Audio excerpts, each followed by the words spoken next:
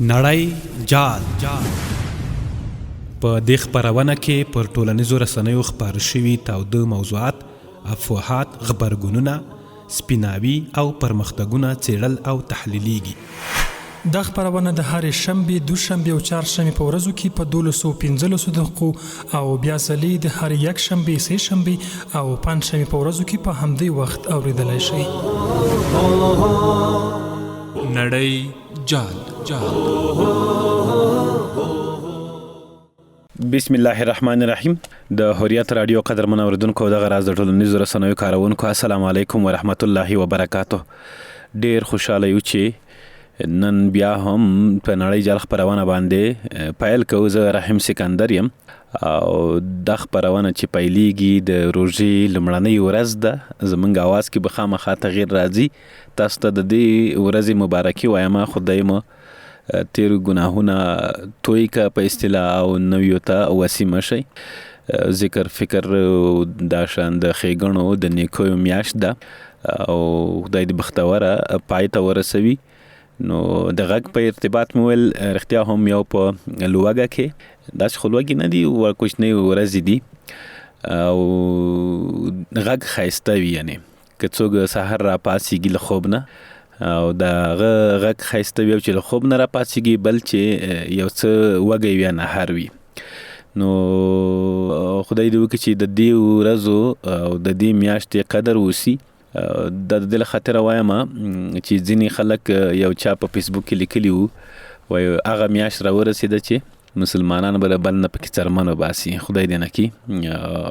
دا د دې له خاطره وایي چې په بازارونو کې د توکو نرخونه لوړیږي، د شیانو نرخونه لوړیږي، د خوراکي توکو.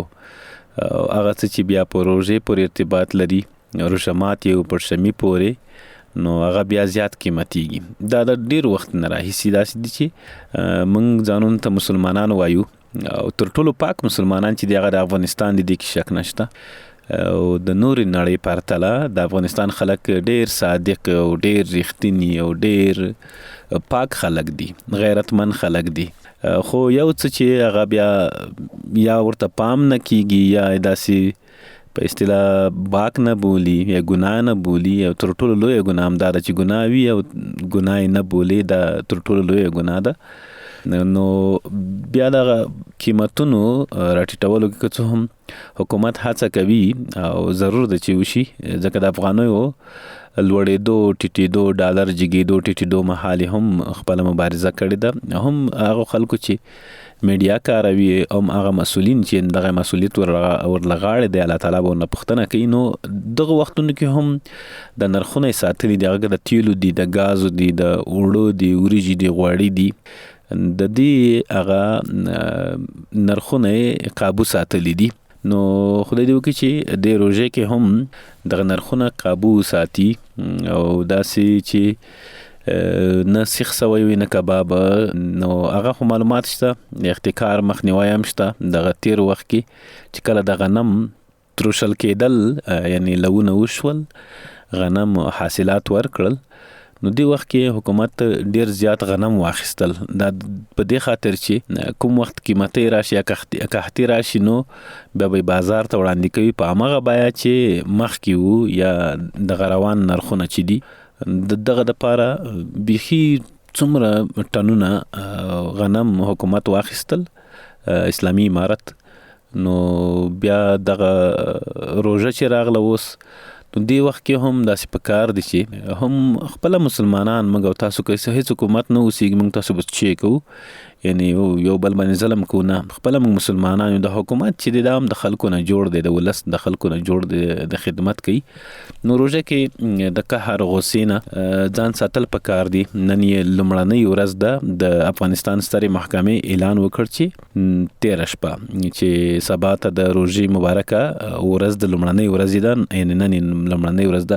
په سعودي عربستان کې، عمان، مصر او نور عربي هیوادونو، خلیج هیوادونو کې هم د روژې اعلان شوی دی چې نن ورځ د روژه ده. نو دا داسې روژه هم نه ده دغه سږ کال چې راغلی ده. نور وختونو به هم دغه روژه را لنډیږي، ژمي ته به را رسیږي او غالبا د یو موسم بل موسم ته چې اوړي، یعنی یو موسم چې د ژمي کې روژه تیره شوله، مثلا پاو کم 5 بجې اذان کې دا ماته یادېږي، نو دا تقریبا 36 کاله وروسته داسې بدلیږي. یعنی دې حالت ته چې بیرته را رسیږي 10 کاله نور هم پکار دی چې پاو کم 5 بجو کې اذان کیږي. نو دغه وختونه چې دی د ژمي دي، نو دا د بیرته ژمي ته روانه ده. نو 36 کلونو کې تاسو چې حساب ورته وکئ، په کال کې 10 ورځې کمیږي، هر کال 10 ورځې روژه را لنډیږي، ځکه دا 2 میاشتې که څومره دغه پوره دي، نور ټولې 29 دي 28 دي 10 یا 10 دا ډېر کمې میاشتې پیښیږي. نو کال کې چې 10 ورځې کمیږي، نو 36 کلونو کې بیرته همغه وخت راځي په کوم وخت کې چې تا روژه نیولې وه، یعنی سهار 2 بجې اذان کېده. دا اوس دغه مهالویش هم وړاندې شوی دی، او اول یعنی نن سهار به د کابل پر وخت هلته د سهار اذان چې دی هغه به 4 بجې او 50 دقیقې کېږي، یعنی په 4 بجې او 2:50 منټه باید هغه وقفه وشي، یعنی پای ته ورسیږي په شلمای. نو ماښام اذان هم دغسې دی. نو دې حالت ته چې رسیږي بل کال ته بیا مې هغه په حساب مې ویل چې 36 کاله وروسته دغه حالت ته بیا رسیږي بل وخت. نو اوس خو روژه مې هدف دغه و چې اوس خو ورځې لنډې دي، وړې دي، نو ډېر سړی په غوسه کېږي هم نه، تږی کېږي هم نه. تقریبا اوس هم ژمی دی، د روژې په شلم یعنی شلمه روژه باندې به دلته نوی کال بدلیږي. دا پسرلی چې ورته وایي، څوک نوروز ورته وایي، څوک نوی کال ورته وایي، نو دا به بدلیږي. نو اوس هم 20 ورځې ژمی پاتې دی، 20 ورځې به موږ په ژمي کې روژه نیسو. نو ډېر لنډې ورځې دي، سړی نه تږی کېږي نه وږی کېږي، هغه پلمې هم نشته. نو ډېر هغه ستونزه چې وي هغه چا په اصطلاح عملیانو ته وي که نه، داسې یو څوک په اصطلاح سګرټ نسوار دا کوي، نو هغه دپاره سخته وي. ښه ده چې دین هم واوړي، ډېره ښه موقع ده د ځینو خلکو دپاره. ما ډېر خلک لیدلي دي دغه روژه کې یې نسوار سګرټ دا پرېښي دي.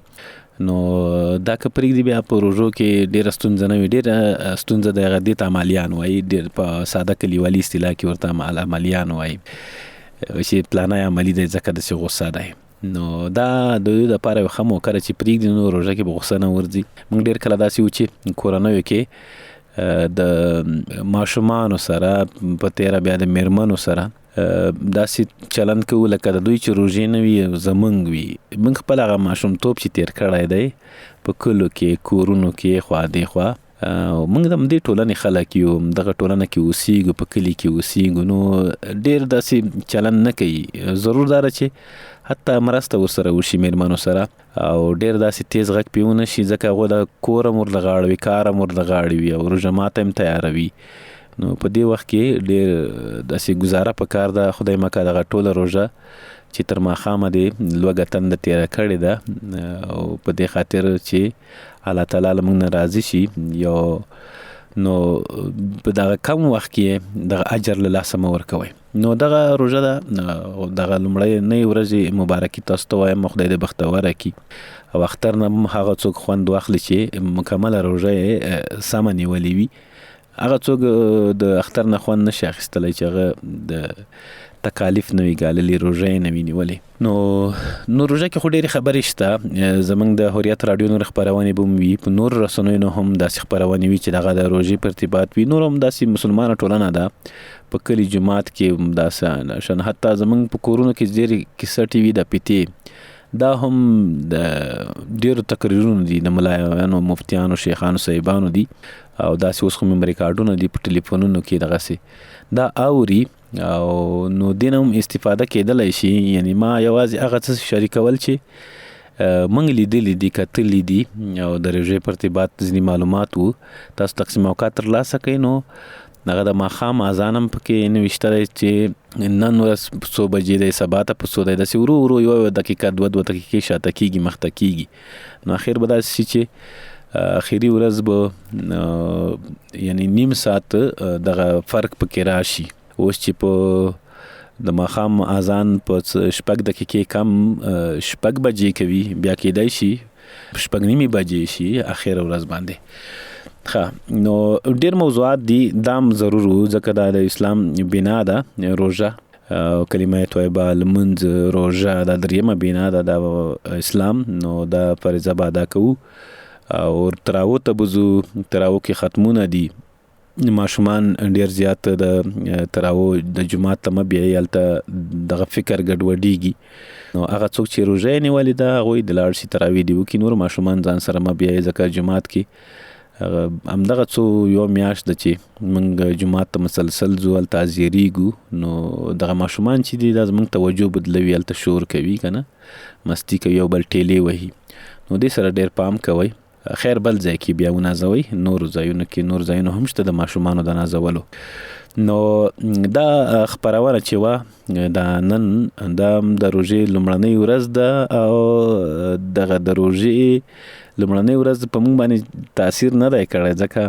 زه خپل شخصا خو خدای چې سړی د سهار چای وخوري د نور ژوند کې کنه پرته له روزې نه بوزه کې نو زه خپل د غرمې ډوډۍ خورم نو ډیر داس تاثیر نه را باندې کوي کله کله خو د مازدیګری مو خورم ټوله ورځ د شپې بیا خوراک کوم سره د شپې خنۍ د غرمې وای سحر خپل خوره غرمې په دوست خوره ماخامې په دښمن خوره خو بیا هم خدای دې وکړي دغه روزه په خیر سره تاسو باندې تیر شي عبادتونه نفلونه پکې ادا کوي خلکو سره نیکي وکړي د هوت لسم تاریخ تړون دغه پاړه هم لیکنې شته نن هشتاګو ملګری انډیوالانو دغه رسنوي کې ټول افغانستان خلکو دغه ورځ مانځله او دا ډیره مهمه ورځ وه د هوت لسمه د سره نورې ډیرې کیسې تړلې دي زه به لومړني سر کې دومره ووایم چې د هوت لسمه ډیره مهمه ورځ ده د افغانستان د نورو تاریخونو پرتله دا ډیره مهمه ده او دا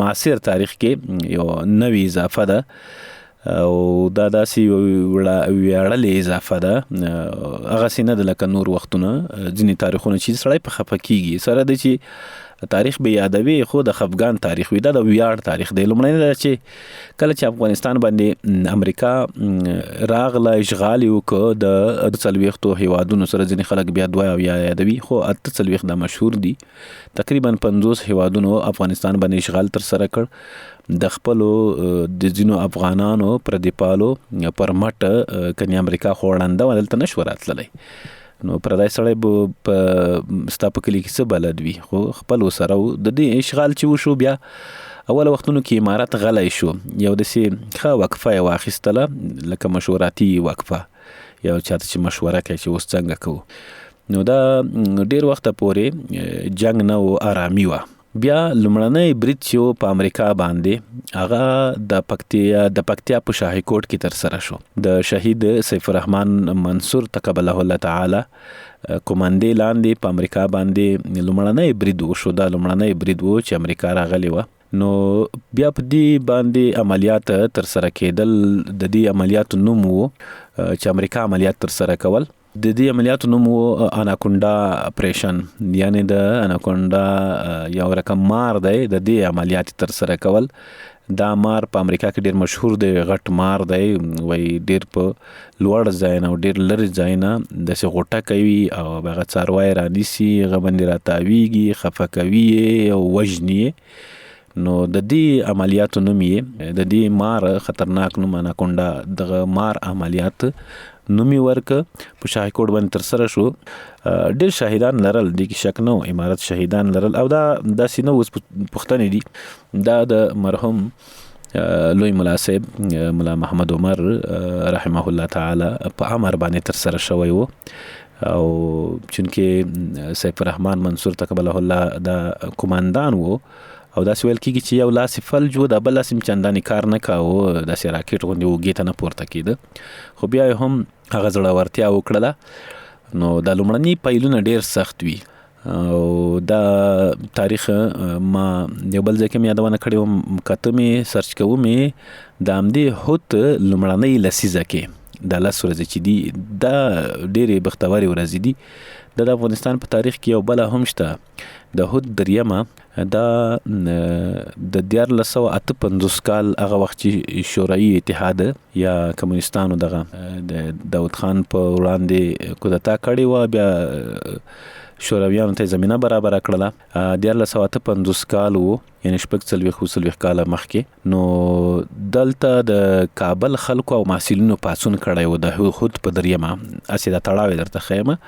نو دا پیلونه ډیر سخت وي، د هر څه د ډیرو شیانو پیل اسانه وي، خو هغه پیل بیا چې ځان او مال دا پکې له لاسه ورکوي، قرباني ورکوي، دا بیا ډیر سخت وي. دا سٹارټ دا چې څوک پیلوي نو هغه بیا د تاریخونو ویاړلی وي. هر څوک هم تاریخ نه ساتي، تاریخ دومره اوزګار هم نه دی چې هر څوک ولیکي، خو دغسې ورځې بیا لیکي، یا ډیر وحشت لیکي یا ځینې داسې کارنامې چې هغه ویاړلی وي. نو دغه ورځ باندې هم د کابل خلکو پاڅون کړی، ډیر شهیدان هم ورکړل، خو خلکو ته د جرأت ورکړ چې جهاد پیل کړي د شوروي اتحاد پر وړاندې. نو هغه و چې بیا دغه جهاد له برکته، دغه پیل له برکته بیا روسانو وتل، ماتې وخوړله. د سور ومه چې ورته وایي، نو د سور ومه چې وه هغه ډېره داسې بده ورځ وه، خو نړۍ ورځ وه. همدغه د داود خان جمهوریت و، خپله جمهوریتانو خپله ملګرو کودتا په وکړله، نو د دوی کورنۍ ټوله ووژله. نو ګنې د داود خان حکومت چې لږ هم پاتې وای، دغه اوس چې پروژې پیلېږي دومره نه ځنډېدې، هغه وخت کې به سرته شوی وای. د اوس چې څومره پروژې دي د امارت سرته کوي زیاتې د داود خان د وخت دي، یعنې د جنګونو له امله دا 40 کاله د پروژې پاتې وي، د ښارونو د ماسټر پلان پاتې و. دا کودتا چې وشوله هغه نه وروسته بیا افغانستان ښه ورځ ونه لیده. نو د سور داسې خاص ورځ نه، د سره د چې یو ریکارډ لري سور ومه اتمه، یعنې داسې په دغه جوړښت کې خلکو ته جالبه وي. خو تر دې جالبه چې دغه بیا د هوت 10 ده، شاهي کوټ کې چې کله دا جرأت وشو د امریکایانو پر وړاندې، نو د شهید سیف الرحمن تقبله الله له کومندې لاندې، نو دوی خو خپله قرباني ورکړه، شهیدان شول. خو په نورو ولایتونو کې هغه ښخ شوي زړي، غلي شوي، هغه رازرغون کړل بیرته. مجاهدینو ته یو رقم د جرأت ورکه، مورال ورکه، بیرته مجاهده پیل شو، جهاد پیل شو په ډیرو ولایتونو کې. او څه هم دوام زیات وکړو، خو د امارت لمړنی دغه د مقاومت یو پیل و چې د بیا د دومره غټ هیواد پر وړاندې امریکا بیا جمع ناټو 38 هیوادونه خامخا به یې وخت نیو، ځکه افغانان سره دومره څه نه و، اقتصادي لحاظه او نظامي لحاظه هیڅ چا نه داسې ځان نه ساپورټاوه چې یو هیواد مستقیما دوی ته وسلې ورکولی، یا مثلا لکه د روس په وخت کې روس اشغال په مهال چې امریکایانو مجاهدینو ته ورکولې، دغسې وسلې امارت طالبانو ته مجاهدینو ته چا نه ورکولې، خاص هیواد نه و، خپله یې جوړولې، د بوشکه جوړه که، بم جوړ که، توخانجه یې جوړ که، په دا ګاز سلنډر ډبه کې یو داسې جهنمي په نوم یو دا جوړ که، بیا سلامته یو وداني پې وله، دغه خپله یې سره جوړول. نو د دې دوام باندې اخر دا شوه چې امریکا یې دې ته راضي کړه چې هم په نظامی جنگ کې ماته ورکړي، هم په سیاسي کې. دغه سیاسي بریا چې وه دا هم د جهاد د پیل بریا وه، یعنې کریډیټ پیل ته ځي، ځکه که نظامی جګړه نه وای، امریکا په ټول تاریخ کې خپل مخالف، خپل دښمن ته د مذاکرې ګونډه نه ده ماته کړې. په ټول تاریخ کې هغه چا سره چې جګړه کړې ده هغو سره مذاکرات نه دي کړي، همداسې یا تر راوتلي، همداسې اپریخي دي، نه یې بخیلي دي، نه یې بل څه کړي دي، حتی چې ترې وتل هغلته اډې پاتې دي.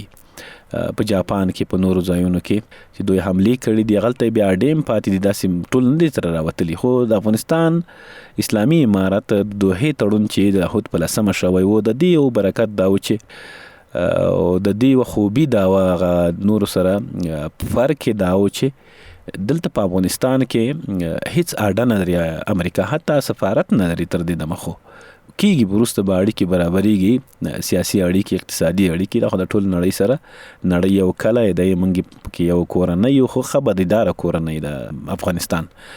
نو دا به ورو ورو کېږي. خو د دوحې تړون یو داسې تړون و چې د افغانستان نور ناخوالو نه بچ که، او په افغانستان کې په لومړي ځل، یعنې د ظاهرشاه د حکومت نه رادېخوا افغانستان کې لومړی ځل یو متمرکز نظام حاکم شو. متمرکز په دې معنی چې مرکزیت یو دی، یو امر، یو اطاعت، بس یو حکم دا چې دا شای بکیږي او بالکل بکیږي.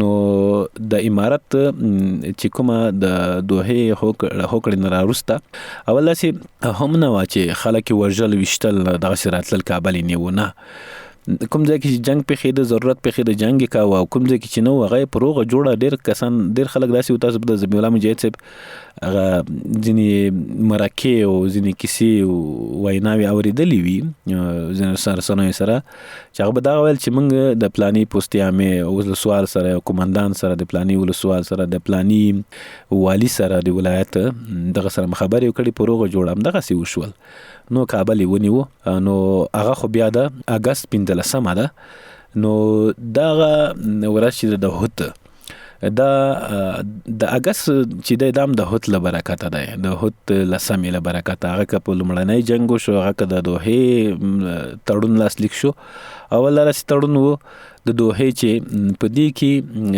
داسې نشته هغه د مکناټن غونتې نه دی د هغه وخت کې چې د شاه شجاع د افغانستان وخت کې خو دا تاریخونه دي کنه یو رقم ته داسې تاریخونه دي چې چا په اصطلاح راتلونکی نسل لولي هغه به ماسک ورته کاروي د دې نه دي چې سړی ورنږدې شي دومره داسې مردار تاریخونه دي هغه وخت کې مکناټن چې هغه وخت کې یو تړون شوی و نو تړون کې دا راغلی و چې که افغانستان باندې څوک برید کوي که نه خو افغانستان له لوري په چا باندې برید نشي کېدلی اما دغه دوحې تړون چې دی دا بیا داسې دی چې نه په افغانستان باندې څوک برید کولی شي او نه به افغانستان په چا باندې برید کوي یعنی ګواښ به نه وي نورې نړۍ ته خو نورې نړۍ به هم افغانستان ته ګواښ نه وي که څه هم ډېر نقض رامنځته شوی دلته تېروتنې شوي دي او برید شوی دی ډېرې کیسې شوي دي اوس هم افغانستان ته کله کله خطر پیښیږي هغه که د ځمکې له لارې وي هغه که د هوا له لارې وي خو دغه تړون دوی نقض کړی دی د دوی متحدینو نقض کړی دی یعنی امارت اوسه پورې په خپل تړون باندې ولاړ دی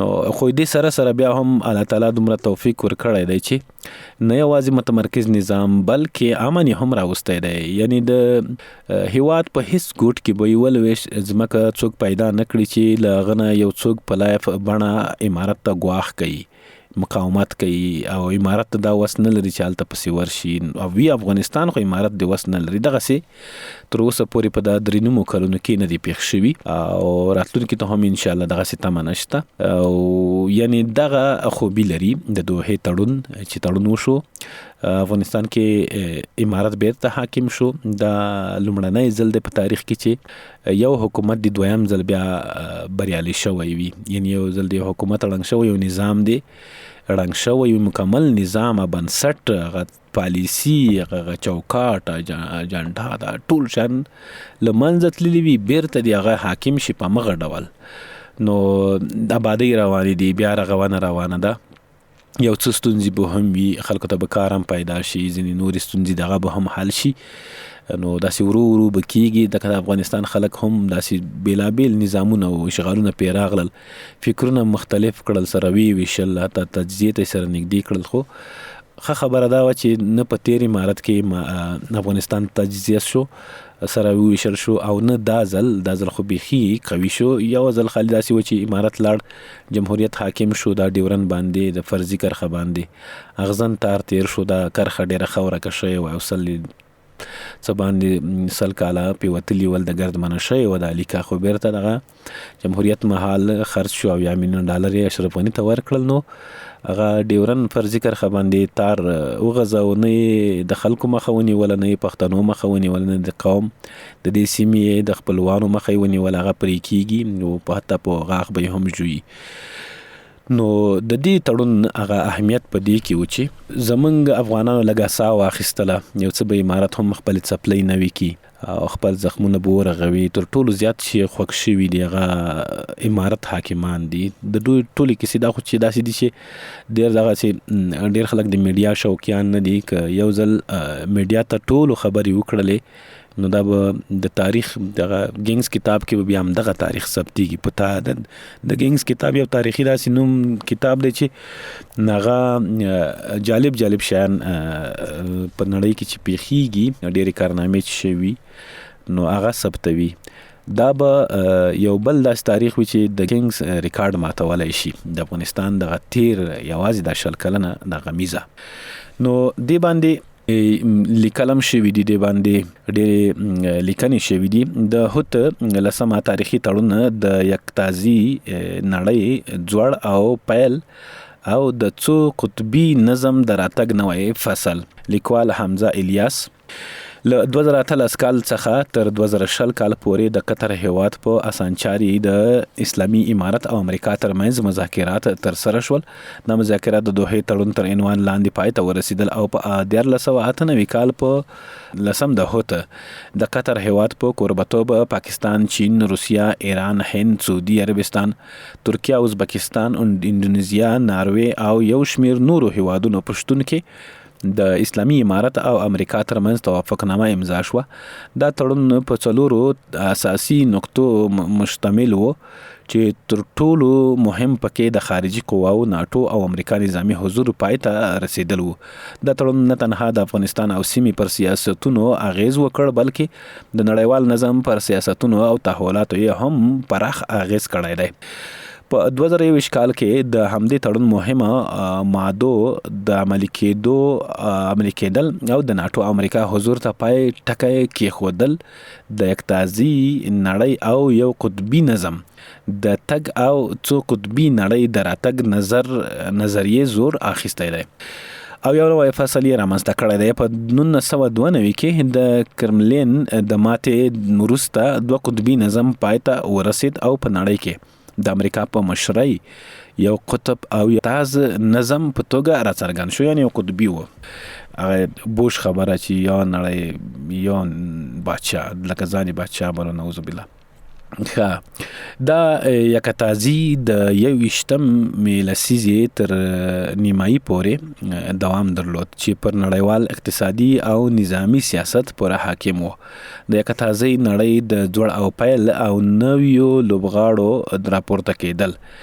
د 21 لسیزې په نیمایي کې یکتازي او یو قطبي نظم ټکنی شو. چین او روسیا د اقتصادي ټکنالوژي او نظامی قوت سره راښکاره شوه او د یکتازي نړۍ په وړاندې د څو قطبي نظم فکر احیا ومونده او دا مفکورې زور واخیستو. چین د یو اقتصادي او ټکنالوژیکي سیال په توګه راپورته شو. په 2013 کال کې د یو کمربند یو لار BRI تاریخي او اقتصادي پروژې پیل وکړ او همدارنګه د روسیې ځواک بیا احیا په 2008 کال کې د جورجیا جګړه، په 2014 کال کې د اوکراین کریمیا الحاق. دا هغه څه دي چې د څو قطبي نظم مفکوره رامنځته کړه. د څو قطبي نظم د راتګ نوی سفر کوي. له افغانستان څخه د ناټو او امریکا د ځواکونو د وتلو وروسته 2022 کال کې روسیې مستقیما پر اوکراین نظامی برید وکړ.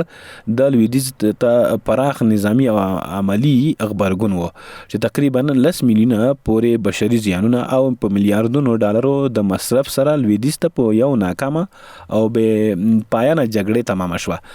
چین د آرام سمندر او تایوان ارضي تمامیت مسئلو او همدارنګه د چین اقتصادي او ټکنالوژیکي جګړو کې لویدیځ ته مستقیما چیلنج ورکړ چې د امریکا ته یو ستر سرخوږی او مستقیما چیلنجونه ایجاد کړه. په دې وروستیو میاشتو کې چین د مصنوعي ځیرکتیا په نړۍ کې د امریکا په وړاندې د مصنوعي ځیرکتیا داسې یو پروګرام جوړ کړ چې په یو ورځ یې په ټریلیونونه ډالر زیان ورسوي. همدارنګه پر چین د امریکا د تعرفې لوړولو سره چین هم پر امریکا 3 چنده تعرفې لوړې کړې چې د لویدیځ ته مستقیم ځواب دی. همدارنګه ترکیه، سعودي او ایران د اسلامي نړۍ د حاکمیت او اسلامي نړۍ د سرپرستی په هڅو غواړي هر څه یو ځان ته قطب کشي. همدارنګه یکتازي د یو قطبي نظم په وړاندې یو ستر اقتصادي سازمان BRICS رامنځته شو چې دا بریکس هدف دی کنه.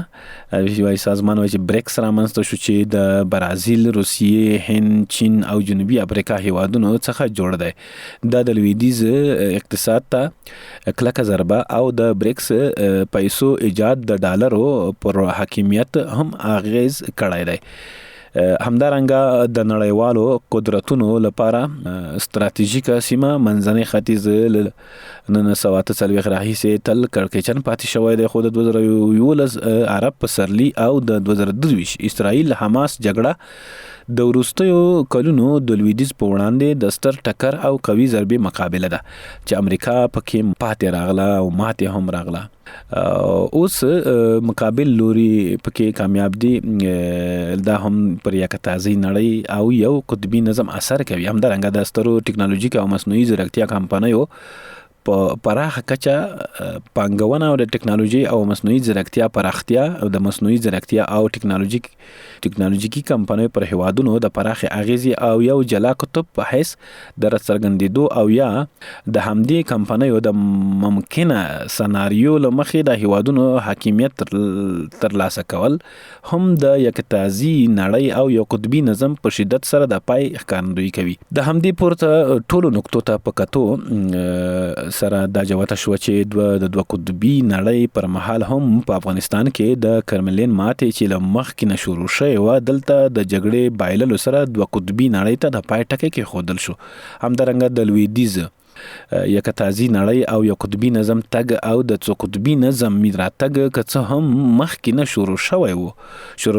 شروع شوی دی خو د هوت په 1998 کال کې د اسلامي امارت او امریکا سره د توافق وروسته د ناتو او امریکا ځواکونو په افغانستان کې د ماتې سره او د وتلو وروسته ډیر زور اخیستی دی چې د څو قطبي نظم په راتګ سره یک تازي نړۍ او یو قطبي نظم ته د پای ټکی کېښودل شي او پر ځای به یې ممکنه څو قطبي نظم رامنځته شي. د څو قطبي نظم راتګ او د نوي لوبغاړو پر نړیوال سیاست اغیز د افغانستان اسلامي امارت لپاره بهترین فرصت دی ترڅو په بریالیتوب سره ډیپلوماسي او ترڅو په بریالیتوب ډیپلوماسي او قوي بهرنۍ ستراتیژي سره د نړیوال نظم د لوبغاړو ترمنځ توازن وساتي او د بهرنیو د اتکا پر پرته یو خپلواک هیواد او خپلواک بهرنۍ سیاست ولري. په همدې هیله د خپرونه نیماینه زیاته ځکه وخته چې زمونږ دغه لیکنه چې وایو څو اوږده وه نو خدای دې وکړي چې ډېر څه مو ترلاسه کړي وي. زموږ د خپرونې وخت نیمایي ته رسېدلی دی. لنډه د ماخلو چېرته ځایمه بیرته راځو.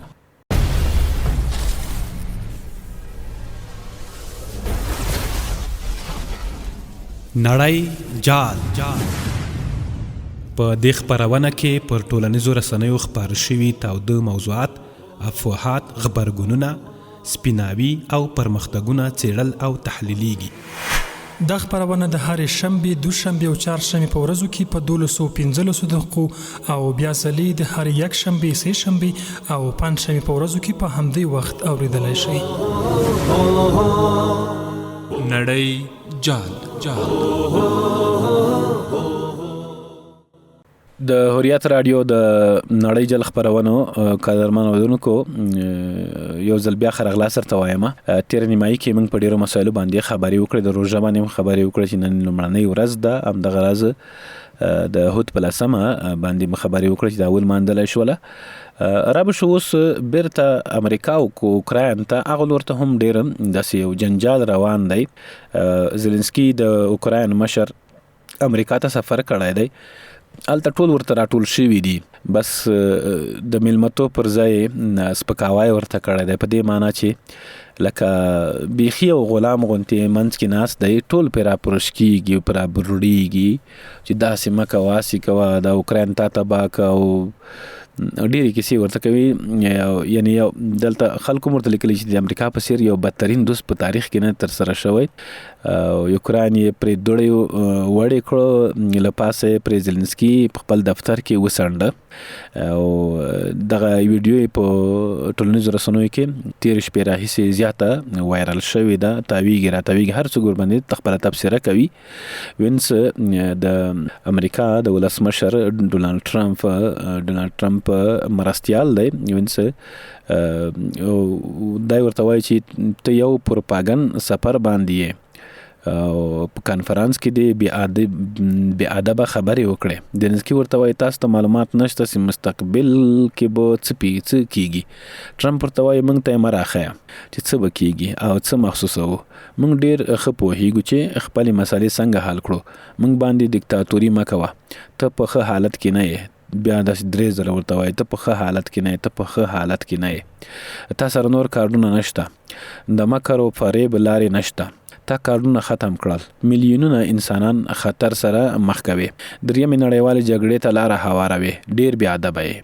یعنې دا د ټرمپ خبرې وي. بیا بله ویډیو کې ورته وایي دا ټرمپ زیلنسکي ته وایي د اوکراین ولسمشر نه دی او د امریکا ته ورغلی دی او داسې یو کنفرانس ورسره برابر کړی دی، میلمه پالن یې زړه ورته ورکړی دی، ټول پرې راټول دي. بله ویډیو کې ټرمپ ورته وایي ته خپل ملک تباه کوې، ته یې کله هم نشي ګټلی، ته یې کله هم نشي ګټلی. زیلنسکي ورته وایي موږ یوازې یو، صحیح داسې غلام په شکل باندې زارۍ غونتې ورته کوي. ټرمپ ورته وایي ته یوازې نه یې، زمونږ یو احمق ولسمشر بایډن ورته ښي، وایي بایډن تا ته 350 میلیارده ډالر درکړي، زمونږ وسلې که در سره نه وي ته 2 هفتې هم جنگ نشي کولای. زیلنسکي ورته وایي 3 ورځې هم نشم کولای.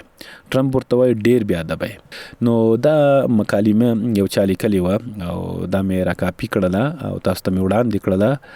ما نور کمنټونه هم ولوستل او په هغه کې زیاتې خبرې واضح شوي دي. یو چا ډیر ښه ځواب ورکړی ټرمپ ته، مې چې کله وژباړه نو هغه کې لیکل شوي وو ټرمپ دغه خبره کړې چې ما د زیلنسکي سره امریکا کې ولیدل، نو هغه لا هم وخت شته چې دغه زیرمې په دې باندې هوکړه ورسره وکړي، ځکه امریکا د اوکراین نه پیسې غواړي، لکه مثلا داسې ترې غواړي لکه جمهوریت یا تیره اداره چې حاکمه وي له اشرف غني نه خپله قرض وغواړي. نو دغسې یو پورې پیدا چې تاسو سره موږ مرسته کړې ده د روسیې سره چې څومره مقابله کوله، نو تاسو زموږ په وسلو کوله او که دا نوي 2 هفتې هم نشئ کولی. زیلنسکي ورته ویل چې بالکل 3 ورځې هم نشم کولی. نو دغه جریان یې لیکلی و ځکه روسیې سره په همدې باندې مذاکرات روان دي په د سعودي په ریاض کې. نو ټرمپ ته یو چا کمنټ کړی وایي دا خبرې چې ته زیلنسکي ته کوې ولې نتنیاهو ته نه کوې، د اسرائیلو مشر ته ولې دا خبرې نه کوي چې په غزه کې جګړه پای ته ورسوي، دغه جګړه تاواني ده او دا پیسې موږ درکوو، دا وسلې موږ درکوو. وایي که نر وې هغه ته ووایه، د اسرائیلو مشر ته ووایه چې په غزه کې ظلم او وحشت پای ته ورسوي، هغه اصلا کې نسل وژونکی خو همغه دی. دا یې ډېر ښه کمنټ ورته کړی و او خلکو ډېر سپورټ کړی و. ښه دا د نورې نړۍ خبرې دي. را به شو خپل افغانستان ته بیخي ډېر موږ بیا رغونې لاسته راوړنې لرو، که څه هم ځینې به داسې وي چې یوه نیمه ترافیکي پیښه به شوې وي، سیلاب به راغلی د وروستیو کې سخت ورښتونه وو، بارانونه وو، واورې وښویېدې، خلک یې لاندې کړل، خلک ترې شهیدان شول او ټکرونه رامنځته شوي دي په دې کې، ځکه سړکونه یخ وي، ډېر احتیاط پکار دی. څه وخت د باراني څپه وه، یوه اړتیا هم د کابل کې داسې 3 ورځې وروسته باران ونه شي، د هوا چاپېریال ککړتیا له امله خلک ناروغۍ سره مخ کیږي او په نورو سیمو کې کروندګر دي هغوی د وچکالۍ کښتۍ سره مخ کیږي. نو د ځمکې د اوبو سطحه جګول پکار دی او دغه بارانونو سره راپورته کیږي. ننګرهار کې 10 روغتیایي مرکزونه ګټې اخیستنې ته سپارل شوي دي. د ننګرهار کې 460 زره امریکایي ډالرو په لګښت 10 روغتیایي مرکزونه پرانیستل شوي دي. په کندوز کې د مور او ماشوم 100 بستریز روغتون پرانیستل شو او د لوړو زده کړو سرپرست وزیر د یوناما له مرستیال اندریکا راټواټ سره کتلې دي. سخت نومونه دي، بیا چې سړي مخکې اورېدلي هم نه وي خامخا پکې زیر یې ورته نشي سره وروستلی. د اروپا د نړیوال مشارکت ادارې افغانستان کې د پراختیایي پروګرامونو د پلي کېدو ژمنه کړې ده. ایران کې افغان کډوالو ته د اړینو اسنادو د ویش پروسه ګړندۍ کیږي. ډېر ښه. نورالدین عزیزي بازارونو کې د لومړنیو خوراکي توکو بیې کنټرولېږي. دا د صنعت او سوداګرۍ وزیر دی، د ویلي دي. نو روژه هم را روانه ده، رښتیا هم د خوراکي توکو بیې باید را کنټرول شي. د یو مسلمان په حیث باندې که حکومت تاسو مجبور هم نه کړي خپله مسلماني خپله روژه مو چې نیولې لکه مخکې مصر کې یادونه وکړله، خلکو سره ډېر نیک چلن کوئ، د عبادت تر څنګ خلکو سره ډېر ښه رویه کوئ په روژه کې. ټرمپ پوتین به د اوکراین هره معامله کې پر خپل دریځ ودرېږي، دوی خپل سره جوړ دي. نو اوکراین بیچاره پکې تباه کړ. د افغانستان اسلامي امارت چارواکي پر یووالي او یو د بل پر منلو ټینګار وکړ. د کابل او انقرې ترمنځ پر دوه اړخیزو اړیکو خبرې شوې دي. IOM 11 میلیونه افغانان د اقلیمي بدلون د ګواښ سره مخ دي. په دې باندې تاسو سره خلاص کوم اقلیمي بدلون د هوا خي د اقلیمي ګواښونو لامل اغېزمن شوي دي او د کې سیلابونه راتلای شي او په دې کې زلزلې راتلای شي. په دې کې طبيعي پیښو لامل تقریبا 3 میلیونه کسان بې ځایه شوي دي. 4,000 کسانو کورونه او شتمنۍ له لاسه ورکړي دي او 14,000 شاوخوا د طبيعي پیښو له امله مرګ ژوبلې سره مخ شوي دي. د کور کډوالۍ نړیوال سازمان وايي افغانستان کې 83% دندې د اقلیم اړوند دي. د راتلونکي اقلیم بدلون په 11 میلیونه افغانانو ګواښ سره مخ کړي. خاجوجان غور او خوست کې نو رښتیا هم ورښتونه زلزلې او بادونه د شته دي د ادبي آفتونه دي. ټرمپ وايي اوکراین د ناتو سره د یو ځای کېدو خوب نه ویني. د مخکې مرته ویلي ځکه زلنسکي غواړي چې د ناتو غړیتوب ترلاسه کړي خو د امریکا یې مخه نیسي. مطلب له مخې پورته کوي. ټولګټه وزارت سالنګونو کې بیا د واورې د ورښت او طوفانونو وړاندوینه شوې ده. لغمان کې د داخلي بې ځایه شویو لپاره د یو ښوونځي جوړولو چارې پیل شوې دي. فراه کې 15 نوي مخابراتي سایټونه فعال شوي دي. مالیې وزارت وايي لسګونه ټانکره بې کیفیته نفتي مواد بیرته مسترد شوي دي. یعنې د بې کیفیته تیلو د بیرته ورګرځولي دي نورو هیوادونو ته. ننګرهار کې روان کال 1,100 ټنه د زیتون دانې حاصلات راټول شوي دي. نو کندوز کې د مور او ماشوم دغه سلبستریز روغتون خو وخوړو. ترکمنستان سره د 2 میلیونه ډالرو په ارزښت هوکړه لاسلیک شوې ده. خوست کې د 100 لوبډلو ترمنځ د والیبال پیل شوې سیالۍ پای ته ورسېدې. 100 لوبډلې ډېر نامي دا ټورنمنټ و 100 لوبډلې او په رښتیا په دغه روژه کې هم ټورنمنټونه پیلېږي ځکه د ورځې نه کېږي هغه انرژي څوک نه لري. د شپې ډېر ښه خلک ورته راټولېږي. په ډېرو ځایونو کلو کې شته د شپې لخوا د والیبال او فوټبال سیالۍ ترسره کېږي. زیات خلک پکې مصروف وي او ساعتې تیر وي. بادغیس ترانسپورټ مدیر 19 میلیونه افغانۍ عواید راټول کړي دي. میدان وردګ سید آباد ولسوالۍ کې د ښوونځي لپاره نوې ودانۍ جوړه شوې ده. د کډوالو سرپرست وزیر کابل کې د چین له سفیر سره کتلي دي او په کابل کې د غالۍ اوبدلو مرکز جوړیږي. نو د پنځشیر له سیند د کابل ته د اوبو لیږد پروژې سروې چارې بشپړې شوې دي. رښتیا هم د پاکې اوبه چې راشي د کابل ته دغه شته اوبه وسپمیږي او پاکې اوبه به راشي. د پنځشیر ډېرې خوږې اوبه دي. پوهنې وزارت د هیواد له ګڼو وزارتونو سره د همکارۍ هوکړې لاسلیک شوې دي. زابل کې 450 پرختیايي پروژې پیل شوې دي. ننګرهار کې د 6 میلیونه افغانۍ په لګښت د مالټو نوي بڼونه جوړیږي او فراه ولایت کې د ابو نصر فراهي ګمرک لایلیه جوړه شوې ده. تایلند هیواد کې پیښه 18 تنه مړه شوي ترافیکي پیښه کې 23 نور ټاپیان دي. روزګار روان کال نږدې 2 میلیونه برېښنايي پیژندپاڼې ویشل شوي دي. کابل کې کورونو ته د پاسپورټونو رسولو لړۍ پیل شوې ده. فراه کې له 15 روغتیايي مرکزونو سره د طبي او غیر طبي وسایلو مرسته شوې ده. نو زموږ لوبډله هم په چمپیون ټراپي ووتله. استرالیا سره پینټونه یو په یو شول. البته نمرې یو په یو شوې. استرالیا خو مخکې ساوث افریقا سره هم لوبه یو په یو شوې وه او د انګلند نه ګټلې وه. نو دغه کوالیفای سیم فاینل ته ووتله او د نیوزیلند او هند په بله کې دي ګروپ کې دي هغه سیم فاینل ته وتلي دي. هند او نیوزیلند استرالیا او ساوث افریقا به وروځي. یعنې موږ که انګلند په 200 توپیر ساوث افریقا ته ماتې ورکړه نو موږ بیا چانس لرو چې وروځو. کني موږ چانس نشته. موږ ښې لوبې وکړې. ابراهیم زدان پکې 100 منډې وکړلې. عظمت عمرزي ښه کارګردګي ترسره کړله. همدغه راز موږ چمپیون ټراپي کې لومړی ځل و چې شاملېږو خو یوه مخه لوبه وکتله. مطلب که ډېر مو دقت کوو دغه لوبه ګورئ نو به طبیعت په مرسته وي. نو ډېر زیاته مننه. تر بیا ښې چارې ولرئ او ښه روژه درته غواړو او خلکو سره مرسته کوئ. روژه ماتي کې ډېر کم شی هم ګاونډي ته ورلیږئ نو زیات اجر به ترلاسه کوئ. نو تر بیا زه درڅخه اجازت اخلم. دا نړۍ جل خپرونه وه. حریت راډیو نور خپرونې تعقیب کړئ. تر بیا د الله تعالی په امان.